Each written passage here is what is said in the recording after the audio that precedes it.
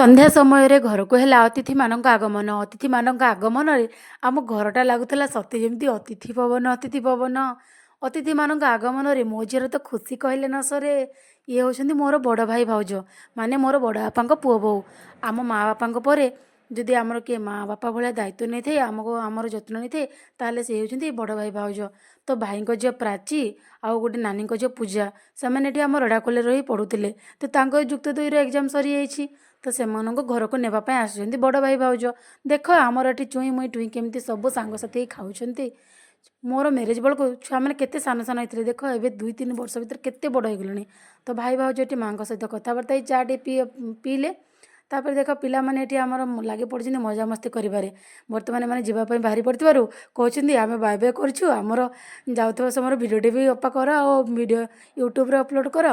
ତ ପିଲାମାନେ ଏଠି ମଜାମସ୍ତି କଲେ। ମୋ ଝିଅ ବି ତା ଦିଦିମାନଙ୍କ ସହିତ ବହୁତ ସାରା ମଜାମସ୍ତି କଲା। ଏଇ 20 ମିନିଟ୍ ଭିତରେ ମୋ ଝିଅ ତ ଖାଲି ଡେଗା ନଚା, ଖାଲି ଦୌଡ଼ାଦୌଡ଼ି ତାର ଚାଲିଥାଏ। ତ ଫାଇନାଲି ସେମାନେ ଯିବା ପାଇଁ ବାହାରିଗଲେ। ଭିଡ଼ିଓଟି ଭଲ ଲାଗିଲେ ଚ୍ୟାନେଲଟିକୁ ସବସ୍କ୍ରାଇବ୍ କରିବେ। ରହୁଛି ଜୟ ଜଗନ୍ନାଥ। ଦେଖା ହେବ ପୁଣି ନେକ୍ସଟ ଭିଡ଼ିଓରେ। Bye bye.